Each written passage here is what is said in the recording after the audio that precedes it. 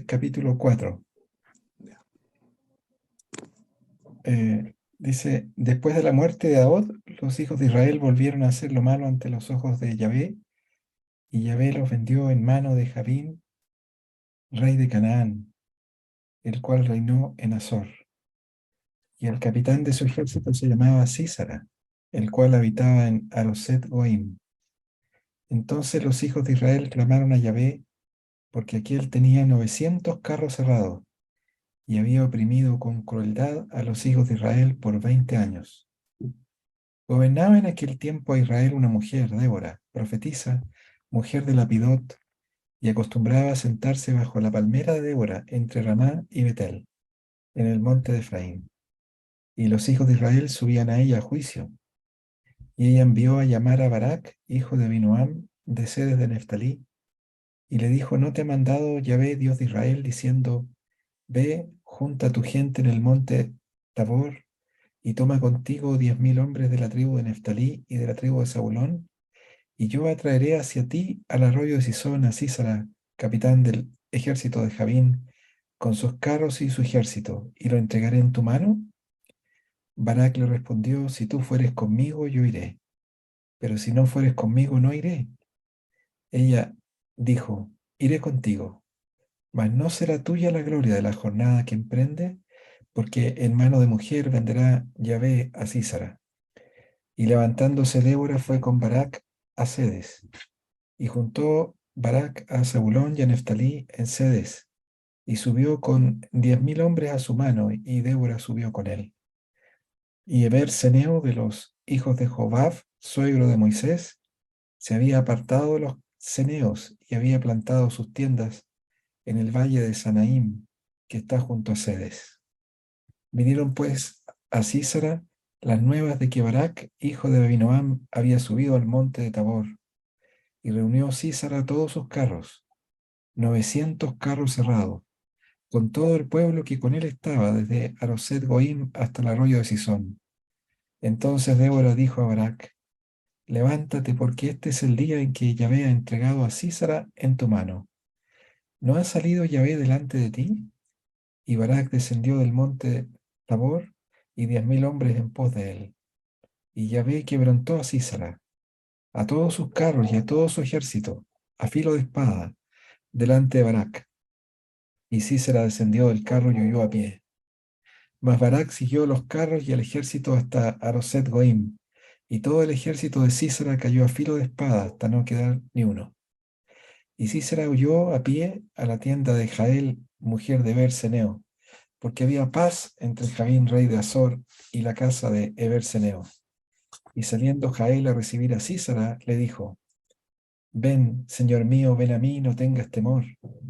Y él vino a ella a la tienda, y ella le cubrió con una manta. Y él dijo, te ruego que me des de beber un poco de agua, pues tengo sed. Y ella abrió un odre de leche y le dio a beber, y le volvió a cubrir. Y le dijo, estate a la puerta de la tienda, y si alguien viniere y te preguntare diciendo, ¿hay aquí alguno? Tú responderás que no.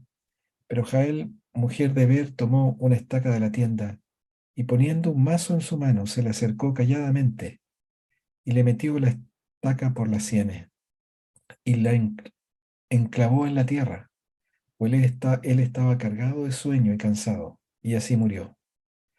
Y siguiendo Barak a Sísara, Jael salió a recibirlo y le dijo, ven y te mostraré al varón que tú buscas. Y él entró donde ella estaba, y aquí Sísara yacía muerto con la estaca por la sien. Así abatió aquel día a Jabín, rey de Canaán, delante de los hijos de Israel, y la mano de los hijos de Israel fue endureciéndose más y más contra Jabín, rey de Canaán, hasta que lo destruyeron. Bueno, quisiera hablarles respecto a una expresión que aparece varias veces, que es la expresión la mano. El pasaje está estructurado en torno al tema de la mano, donde comenzamos la lectura en el versículo 2. Yahvé vendió a Israel en manos de Jabín, rey de Canaán. Y en el versículo 24, al final de la lectura, la mano de los hijos de Israel fue endureciéndose más y más contra Jabín, rey de Canaán, hasta que lo destruyeron. Así que la mano de Jabín en el versículo 2, la mano de los hijos de Israel en el versículo 24. Y entre medio, en el versículo 7, la promesa de Dios a Barak. Yo atraeré hacia ti al arroyo de Sisón a Sísara, capitán del ejército de Jabín, con sus carros y su ejército, y lo entregaré en tu mano. Yo sé que en español la traducción es lo entregaré en tus manos, pero estoy leyendo literalmente el hebreo, lo entregaré en tu mano. Todas las veces está en singular. Y en el versículo 14 de nuevo, Débora dice a Barak, levántate, porque este es el día en que Yahvé ha entregado a Sísara en tu mano. ¿No ha salido Yahvé delante de ti? Entonces, como les decía, la mano de Jabín al comienzo de lectura, la mano de Israel en el versículo 23, y entre medio dos veces la mano de Barak de la tribu de Benjamín, con la promesa de Dios que ha entregado a Jabín en su mano. Y después aparece dos veces más la mano de Jael, mujer de Eber Seneo. Ella dijo en el versículo 9, o sea, ella en realidad ahí es Débora, iré contigo, mas no será tuya la gloria en la jornada que emprendes, porque en mano de mujer venderá Yahvé a Sísara. En mano de mujer. Esa mujer en cuya mano iba a vender Yahvé a Sísara es Jael, la mujer de Berseneo. No, no era israelita, era mujer de Berseneo. Y en el versículo 21, de nuevo, Jael, mujer de Berseneo, tomó una estaca de la tienda y poniendo un mazo en su mano, de nuevo la mano de Jael, se le acercó calladamente y le metió la estaca por las sienes y la enclavó en la tierra, pues él estaba cargado de sueño y cansado y así murió. Así que hemos leído 6 veces la mano de Jabín, la mano de Israel, 2 veces la mano de Barak, 2 veces la mano de Jael. La mano representa el poder y representa también la acción. Israel vendido en manos de Jabín, rey de Canaán, significa que Israel está sometido a los cananeos. Al final de la lectura, la mano de Israel prevaleciendo contra Jabín hasta destruirlo, e Israel venciendo a Jabín hasta destruir su poder opresivo. Entonces quiero invitarlos a pensar en estas 4 manos que aparecen acá. En realidad 5 manos, pero hay 4 que están explícitas. La mano de Jabín, rey de Canaán, la mano de Barak, de la tribu de Neftalí, la mano de Jael, la mujer de Berseneo, la mano de Israel. Esas 4. Y hay una quinta mano que nunca es mencionada explícitamente en el texto, así por nombre, pero aparece en toda la narrativa y es la mano de Dios.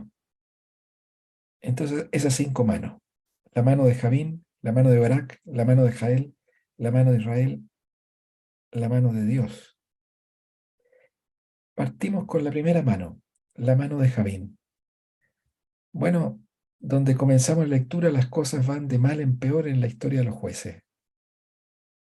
Israel había, en el capítulo anterior, había servido a Cusán-Risataim, rey de Mesopotamia, por 8 años. Y después había servido a Eglón de Moab por 18 años, también en el capítulo 3. Pero ahora Jabín oprime a Israel por 20 años. Entonces, 8 años bajo Cusán-Risataim de Mesopotamia, 20 años, o 18 años, perdón, bajo Eglón de Moab, y ahora 20 años. 8 años, 18 años, 20 años. 20 años de opresión a sus enemigos. Y no solo es el largo de tiempo el que va en aumento. Además, antes Israel servía a otros pueblos como tributario, pero ahora el texto enfatiza la opresión y la crueldad de esa operación. la presión, el yugo, el dominio del enemigo es más duro, se intensifica. 20 años pasaron, 20 años. ¿Por qué tanto tiempo, 20 años? Bueno, ese fue el número de años que según la lectura se demoraron los hijos de Israel en clamar a Yahvé. La opresión duró más porque se acostumbraron a la opresión, porque vivían oprimidos y no clamaron a Yahvé. Quizá clamaron a otros dioses que aparecen en los primeros capítulos, pero no clamaron a Yahvé. Y vemos que entonces este pueblo es vendido en manos de Javín como la disciplina de Dios. Entonces la mano de Javín es la mano de la disciplina de Dios. Es Dios actuando en disciplina. Y en este libro de jueces la disciplina invariablemente es por un pecado específico, el pecado de la idolatría. Los israelitas volvieron a hacer lo malo a los ojos de Yahvé, significa en este libro, volvieron a adorar ídolos, volvieron a servir los dioses de las naciones. Y el clamor de la nación de Israel fue porque Sísara, el capitán del ejército de Javín, tenía 900 carros con ruedas de hierro. Y esos 900 carros errados representaban una ventaja tecnológica militar contra la que Israel se sentía indefenso. 900 carros errados. Por supuesto, esa ventaja tecnológica era nada si Yahvé estaba con Israel. Eh, Anteriormente, uno de los jueces menores, así llamado, Samgar, mató 600 filisteos con una simple aguijada de bueyes, con un instrumento para guiar bueyes. Posiblemente era un boyero. No usó ninguna tecnología, usó una guía de bueyes. Y, y mató 600 filisteos porque actuó en fe. Y antes en el libro del Éxodo, cuando Dios llamó a Moisés, usó un palito, una vara, para hacer portentos en Egipto por medio de Moisés y librar su pueblo de la opresión de Faraón. En tiempos de Samgar, una guijada de bueyes. En tiempos de Moisés, un palito.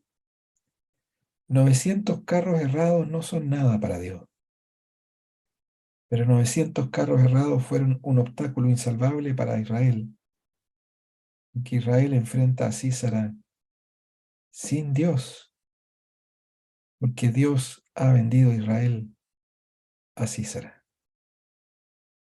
Entonces, finalmente Israel clama a Dios porque se encuentra con un enemigo que no puede vencer. Lo más probable es que antes haya intentado comprar el favor de sus ídolos, pero la presión continuó porque sus ídolos no pueden librar. Y la presión continuó por 20 años hasta que al fin, agotado todo el recurso natural y agotado todos los ídolos, Israel clama a Dios. Por fin, Israel clama al Dios verdadero. Este, este pasaje, a todo esto que estaba comentando, lo baso en este primer versículo en el 2 acá que dice, Yahvé los vendió en mano de Javín.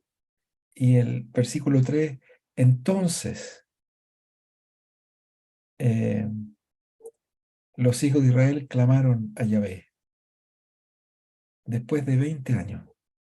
Y fue en respuesta a ese clamor a Yahvé que Dios levantó a Barak. Entonces, la reflexión que quisiera hacer acá es que quizá alguno de los que está virtualmente presente está oprimido por algún poderoso enemigo espiritual. Este pasaje nos dice, la mano de Javín puede ser el resultado de la disciplina de Dios en tu vida. Dios vendiéndote en mano de tu enemigo, porque tú has permitido que ídolos llenen tu corazón.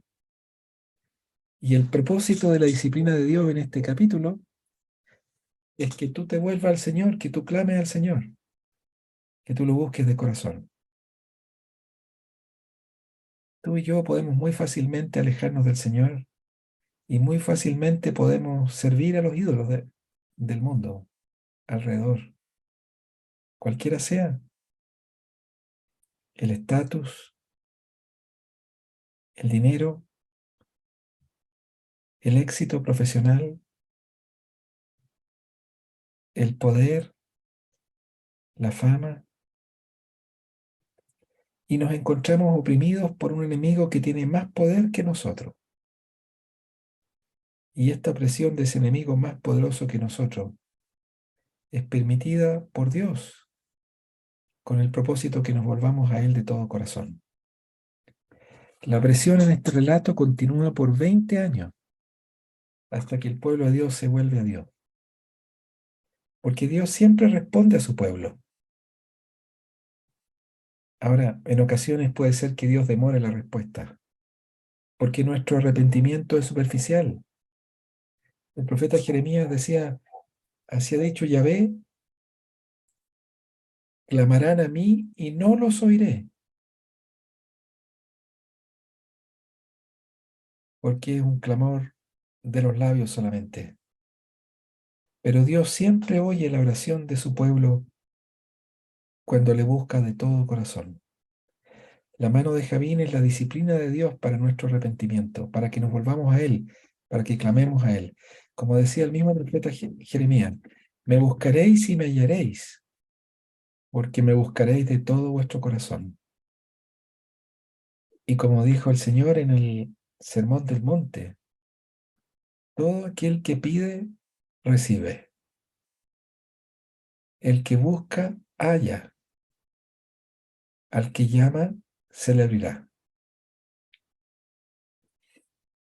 Bueno, paso al segundo punto, eh, que sería la mano de Barak. Y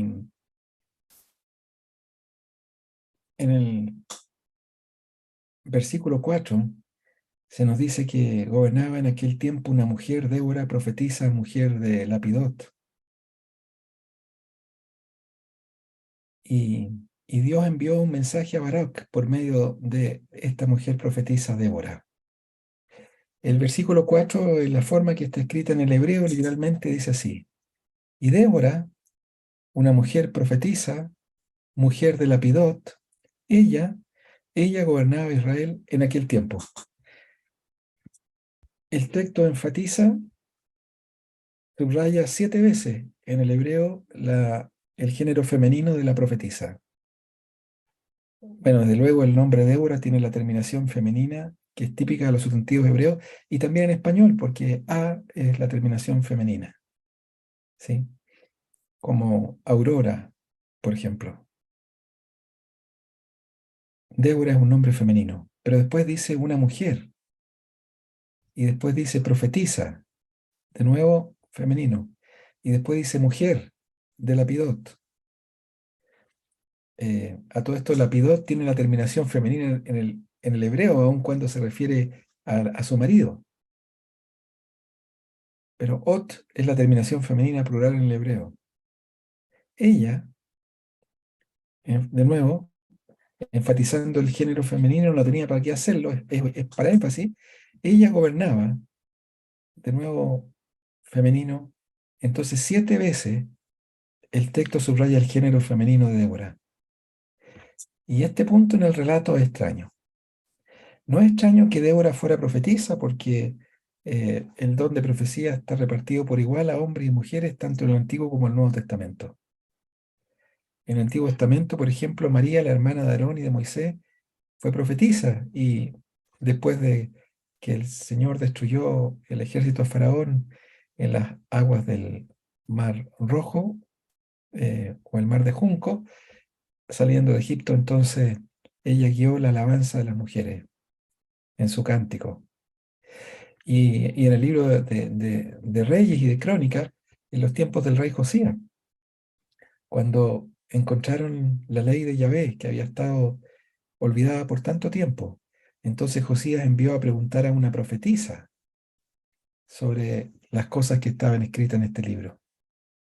La profetisa era Hilda, y Reyes nos dice que fue el sacerdote Hilcías y, y varias otras personas a la profetisa Hulda, mujer de Salum, la cual moraba en Jerusalén. Y lo mismo dice Crónica.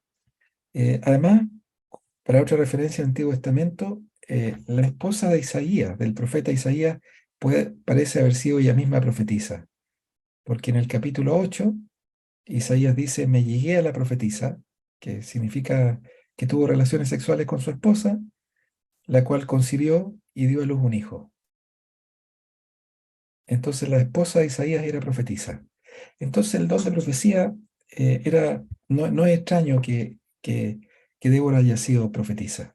Lo mismo ocurre en el Nuevo Testamento. Al comienzo del Evangelio de Lucas, el Señor es llevado al templo siendo un, un niño muy jovencito y un bebé en realidad. Y en ese momento aparece en el Evangelio de Lucas capítulo 2 al final una anciana mujer que se llama Ana y ella es descrita como profetisa de la tribu de Aser, que alaba a Dios cuando ve al bebé Jesús, al niño Jesús. Y en el Evangelio, en el libro de los Hechos, el evangelista Felipe tenía 4 hijas doncellas que profetizaban, o sea, eran profetisas. Y 1 Corintios 11, el pasaje que habla del velo, habla como una cosa totalmente natural que una mujer ore o profetice con la cabeza descubierta. Entonces, el don de profecía es un don que pueden recibir hombres o mujeres tanto en el Nuevo como en el Antiguo Testamento. No es algo excepcional. Pero lo que es excepcional es que una mujer gobierne. Eh, es el mismo verbo a todo esto juzgar, del cual proviene el título del libro Jueces. Pero es excepcional que Débora gobierne. Eso sí es excepcional. La única otra mención de alguien que se sienta para juzgar en el Antiguo Testamento es una mención a Moisés. Moisés juzgaba al pueblo al inicio de la nación, en el desierto, y se sentaba para juzgar. Y después designó a ancianos varones que juzgaban las causas menores y llevaban las causas mayores a Moisés. Esto fue por consejo de Jetro. Y después en la tierra, según Deuteronomio, serían los ancianos y los jueces varones de cada ciudad quienes juzgarían. Eh, entonces, el, el hecho, el hecho que Débora haya sido eh, una gobernante que gobernara la nación, eso es excepcional. Y también es excepcional que Dios usara a Débora para hablar a Barak. Eh, Como también ocurrió excepcionalmente en los tiempos del rey Josías, cuando descubrieron el libro de Dios olvidado por años en la casa de Dios, también olvidada por años, y en necesidad de reparaciones. En ese tiempo oscuro Dios habló al rey Josías por la profetisa Hulda. Y aquí, después de 20 años de opresión por Javín, rey de Canaán, Dios habla a Barak por medio de la profetisa Débora, pero ambos casos en contraste con Hechos 21. Fíjense que Hechos 21 es un pasaje notable porque eh, Dios toma un tremendo trabajo para hablar a Pablo por un profeta hombre, porque en Hechos 21 el apóstol Pablo estaba hospedado precisamente en la casa de Felipe el Evangelista. Y Felipe el Evangelista tenía 4 mujeres vírgenes que profetizaban. Y Dios quiere dar una profecía al apóstol Pablo respecto a los sufrimientos que le esperan en Jerusalén. Y podría haber fácilmente, sin ningún problema, haber usado alguna de las 4 profetizas mujeres que eran hijas del evangelista Felipe, pero no hizo eso. No comunicó su mensaje para el apóstol Pablo por ninguna de las 4 hijas profetizas de Felipe, que estaban en la misma casa donde el apóstol estaba hospedado, sino que envió a un profeta varón que se llamaba Ágabo. Y Ágabo viajó unos 118 kilómetros, como la distancia entre Santiago y Viña del Mar, excepto que en ese tiempo no había carreteras ni automóviles, y los viajes eran a pie o quizás en un burro o en un caballo.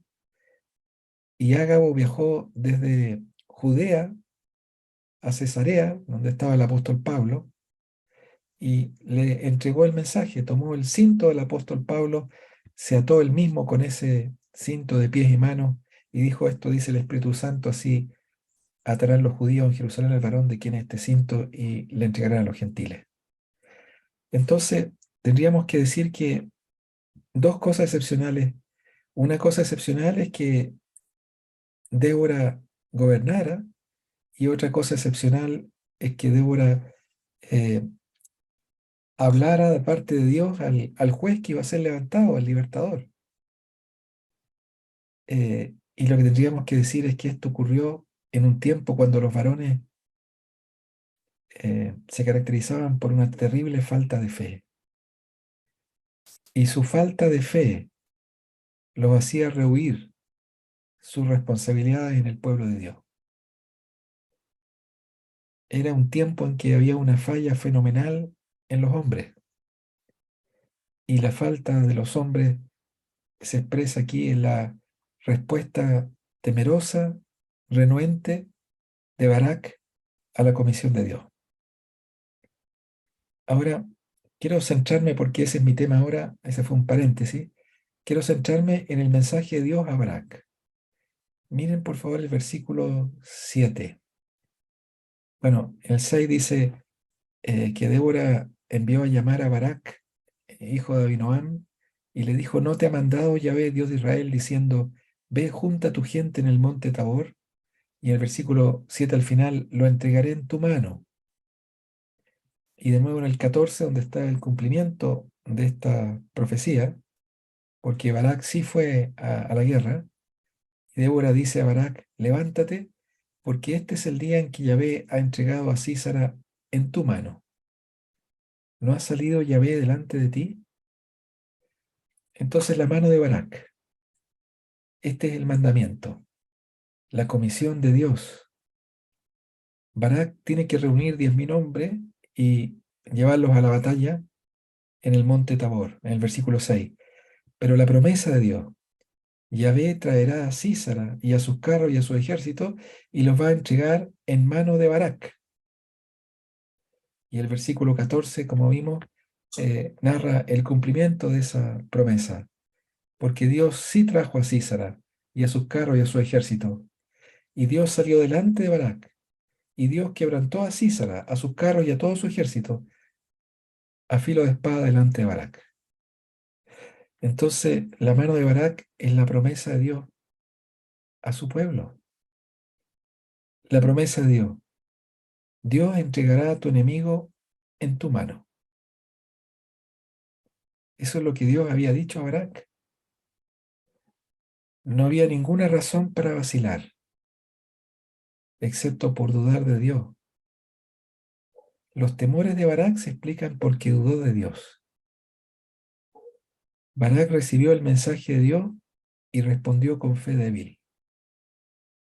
Barak respondió con fe porque fue a la batalla, pero respondió con fe débil, no fue inmediatamente.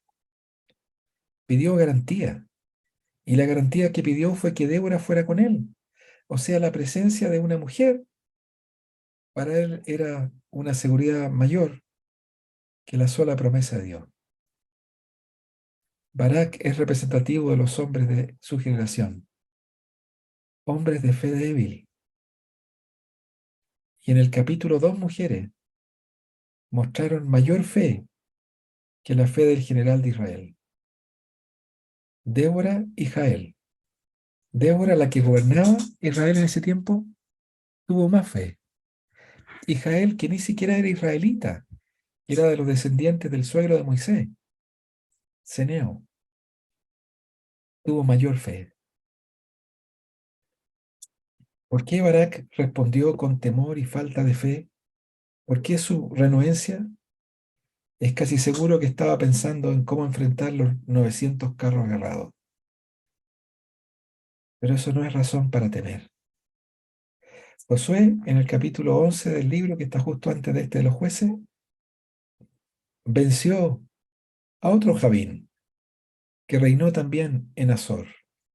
Y Yahvé le dijo a Josué, no tengas miedo de ellos, no tengas temor de ellos, porque mañana a esta hora yo entregaré a todos ellos muertos delante de Israel.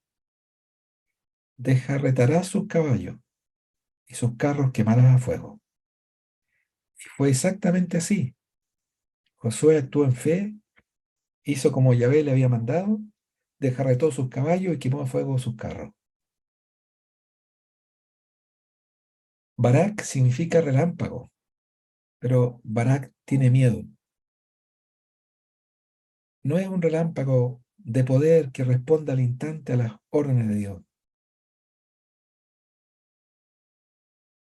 Barak es una persona llamada por Dios para liderar al pueblo de Dios y que sin embargo rehúsa el llamado.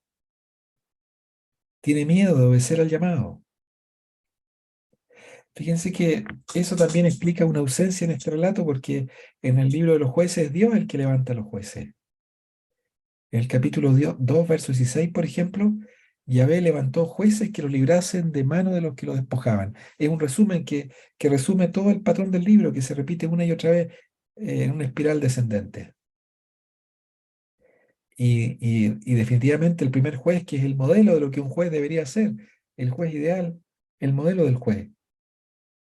Los hijos de Israel clamaron a Yahvé y Yahvé levantó un libertador a los hijos de Israel. Yahvé levantó un libertador a los hijos de Israel y los libró. Esto es a Otoniel, hijo de Cenaz, hermano menor de Caleb. Y después en el versículo 15 de ese mismo capítulo 3, clamaron los hijos de Israel a Yahvé en otra ocasión y Yahvé volvió a levantar un libertador a Ahod, hijo de Gera, benjaminita, que era zurdo. Bueno, ahora sabemos por qué no aparece este mismo verbo levantar de Barak. Barak, el libertador, resiste ser levantado. Y por eso nunca se nos dice que Dios lo haya levantado, porque él se resiste. Dios lo llamó y él no va. Y Dios lo llama por medio de una mujer y él dice, yo voy solamente si esa mujer va con él, que es Débora. Y en lugar de ser levantado Barak, el mismo verbo levantarse aparece en el versículo 9, pero es una mujer la que se levanta porque él no se levanta, porque él no quiere ser levantado, porque tiene miedo. 4:9 dice, levantándose Débora, fue con Barak a Sede. Débora es la que se levanta, cuando en realidad Barak debió haber sido levantado, pero no es levantado porque se resistió. Las dudas de Barak y su miedo. Tener miedo no es un problema, pero ser controlado por el miedo deshonran a Dios.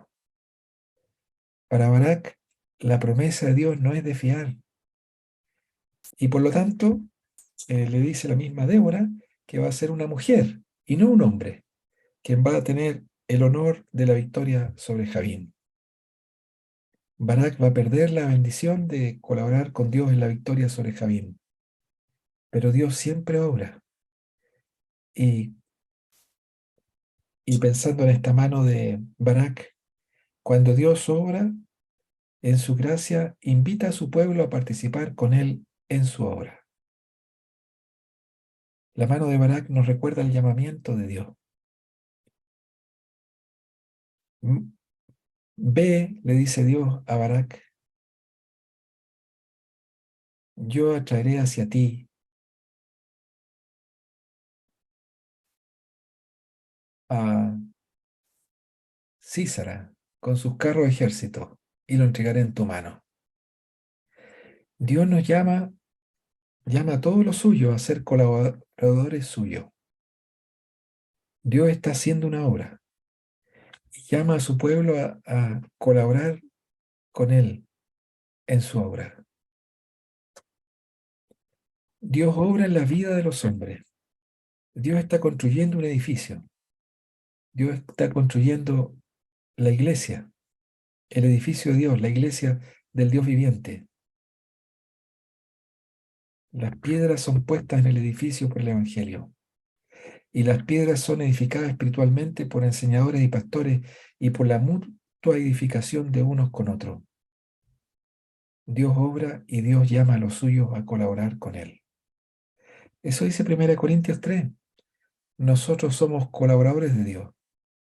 Vosotros sois labranza de Dios, edificio de Dios. Y 2 Corintios. Así que nosotros como colaboradores suyos os exhortamos a que no recibáis en vano la gracia de Dios. Y el pasaje, esta narrativa, levanta una pregunta para nosotros. Y la pregunta es cómo respondemos al llamado de Dios. Barak respondió con miedo, se retrajo. El Nuevo Testamento dice, citando el Antiguo, si oyereis hoy su voz, si tú oyes la voz de Dios que te llama a ocupar tu lugar en su obra. Si eso pasa, por lo general el llamado de Dios para ti te va a parecer arriesgado, peligroso. Hay peligro, hay riesgo, hay 900 carros errados. ¿Qué puede hacer Barak contra 900 carros errados? Pero esa no es la pregunta. Dios dice a Barak que entregó a Javín en mano de Barak. ¿Puede Dios entregar en tu mano a reyes? ¿Puede entregar en tu mano poderes sobrenaturales? ¿Puede entregar a Satanás en tu mano? Bueno, esto es lo que dice el Nuevo Testamento. Someteos pues a Dios, resistir al diablo y huirá de vosotros. Y Romanos 16 dice, el Dios de paz aplastará en breve a Satanás debajo de vuestros pies. La gracia de nuestro Señor Jesucristo sea con vosotros. La única forma que tú obedezcas el llamado de Dios es ejerciendo fe, fe en Dios. Y por esa fe tú veas al Dios invisible, por esa fe tú escuches la palabra de Dios como palabra de Dios. Si oyeres hoy su voz, eso dice el pasaje, ejercita tu fe, cree sus promesas, responde con valentía, venciendo el miedo, con la valentía de la fe. Toma los riesgos de la fe. Porque si oyes la voz de Dios, pero demoras en incredulidad, el pasaje nos dice que Dios va a cumplir todavía sus propósitos, pero va a ser otro instrumento. Y va a haber una pérdida para ti, una pérdida de corona para ti. Y eso nos introduce a la tercera mano, la mano de Jael. Jael fue la que tomó la gloria que era para Barak. La historia comienza con Israel vendido en mano de Javín y termina con la mano de Israel prevaleciendo contra Javín. Y entre medio Sísara cambia de mano. El capitán de Javín, Sísara, cambia de mano. El general del ejército enemigo. La promesa inicial de Dios es entregar a Sísara en manos de Barak. Eso decía el versículo 7. Pero Barak se resiste porque teme en el versículo 8. Entonces en el versículo 9, Débora, la profetisa, dice que Yahvé va a vender a Sísara en manos de una mujer. Entonces Sísara pasa entregado a la mano de Barak, pero Barak se resiste y pasa de la mano de Barak a la mano de una mujer. Todavía en su gracia Yahvé entregó el ejército de Sísara en mano de Barak, en el versículo 14. Pero el general del ejército cambió de mano, pasó a la mano de Jael. Y entonces en el versículo 9, Jael toma una estaca en su mano y mata al comandante enemigo. Y así Sísara, el general, pasó de la mano de Barak a la mano de Jael por la cobardía de Barak, por su temor, por su falta de fe. Esa cobardía le costó la pérdida del honor y de la bendición de Dios. Barak en el versículo 8 condicionó su obediencia a la presencia de una mujer. Y entonces Débora le dice que por eso el honor de la victoria pasa a una mujer, a Jael.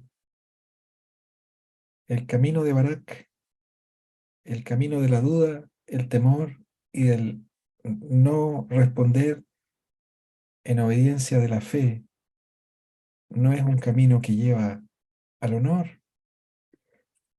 Y Dios vende a Císara en mano de Jael, no en manos de un hombre, sino de una mujer, no en manos de un soldado, ni en manos de un líder, ni siquiera en manos de un israelita, sino de una mujer cenea. Porque Dios encontró más fe en esa mujer extranjera que en el general de Israel. Más fe en Jael que en Barak. Así como en el Nuevo Testamento el Señor encontró más fe en una mujer cananea que le pidió un exorcismo para su hijo, para su hija, un exorcismo a distancia. En Mateo 15, oh mujer, grande es tu fe, hágase contigo como quieres. La mano de Jael es la mano que lleva al honor, es la mano de la fe que se arriesga para obedecer el mandamiento de Dios. Ahora quiero pasar a la cuarta mano brevemente, que es la mano de Israel. Porque a pesar de la falta de fe y del miedo de Barak, todavía hay esperanza para Israel. Porque Dios es siempre fiel y Dios siempre guarda sus promesas. Entonces el ejército cananeo es vencido, como dice el verso 15, porque nadie puede resistir a Dios, porque 900 carros errados no son ningún rival para el Dios viviente. Barak debió haberlo sabido antes, pero la incredulidad de Barak no hace nula la promesa de Dios. Entonces la mano de Israel prevalece. Y eso nos recuerda que el triunfo de los final de los creyentes, la fe que vence al mundo es nuestra fe. Eso es lo que vence al mundo. Cada uno que ha creído en el Señor será eternamente vencedor. La victoria que vence al mundo es nuestra fe. La mano de Israel prevalece hasta destruir a Jabín. Y paso brevemente a la última mano, que es la mano de Dios. Porque como les decía al comienzo de la introducción, hay una quinta mano que es evidente, es invisible, pero es evidente, y que actúa en este pasaje en las cuatro manos anteriores, mencionadas 6 veces, y esa es la mano de Dios, el poder de Dios, la acción de Dios, Dios actuando en medio de su pueblo. Los israelitas estaban haciendo lo malo y fue la mano de Yahvé la que los vendió en manos de Jabín. En su misericordia, Dios respondió al clamor de Israel y la mano de Yahvé fue la que dio al capitán de Jabín Sísara en la mano de Barak. Por la falta de fe de Barak, la mano de Dios traspasó el honor de la victoria de la mano de Barak, el general del ejército, a la mano de Jael, la mujer Senea. Y en la fidelidad de Dios, la mano de Dios fue la que fortaleció la mano de Israel para prevalecer contra Jabín al final. Dios siempre obra. Y las manos de los cuatro personas anteriores, la mano de Jabín, la mano de Barak, la mano de Jael, la mano de Israel, nos hacen pensar en la mano de Dios porque todas ellas son instrumentos en las manos de la mano invisible del Dios invisible. ¿Cómo podemos cultivar más nuestra fe en Dios? Cultivamos nuestra fe mirando a Dios, pensando en Dios, pensando en, en la forma como Dios actúa. Y quizá una práctica que podemos adoptar o mantener si es que la tenemos es pensar en Dios al despertar y al acostarnos. Varios salmos dicen así. Que al comenzar el día tu primer pensamiento sea Dios y tu último pensamiento sea Dios. Eh, Puedes ocupar algún texto que te ayude, pero Dios es por nosotros. Dios es por nosotros. La mano de Dios obrando en medio de su pueblo. Quiero recordarles este versículo de Romanos 8 y termino con esto. ¿Qué pues diremos a esto? Si Dios es por nosotros, ¿quién contra nosotros? Y no hay nada que nos pueda condenar porque Cristo murió y resucitó e intercede por nosotros. Y no hay nada que nos pueda separar del amor de Cristo. Ni tribulación, ni angustia, ni persecución, ni hambre, ni desnudez, ni peligro, ni espada. Porque en todas estas cosas somos más que vencedores por medio de aquel que nos amó. Y las palabras del apóstol Pablo en ese capítulo, por lo cual estoy seguro que ni la muerte, ni la vida, ni ángeles, ni principados, ni potestades, ni lo presente, ni lo porvenir, ni lo alto, ni lo profundo, ni ninguna otra cosa creada nos podrá separar del amor de Dios que es en Cristo Jesús, Señor nuestro. El Señor bendiga a cada uno su palabra.